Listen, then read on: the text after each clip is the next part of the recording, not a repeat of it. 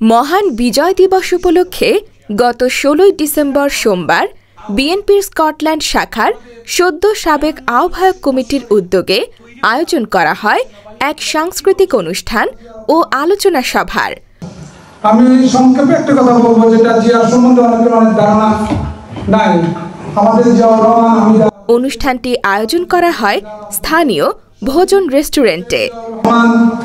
তার স্বাধীনতার ঘোষণাকে বাংলাদেশের ইতিহাস থেকে মুছে তারা আলোচনা করলেন, তারা দফায় দফায় আলোচনা করলেন, কিন্তু কি করলেন, এইদিকে দফায় দফায় আলোচনা করলেন।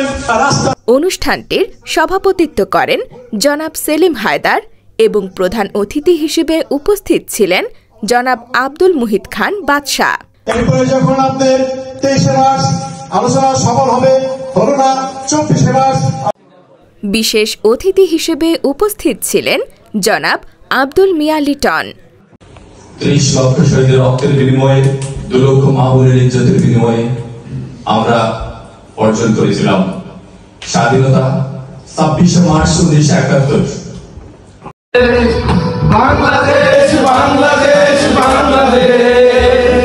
লাবণ্য Lubna, Edinburgh, Bangladeshi community news.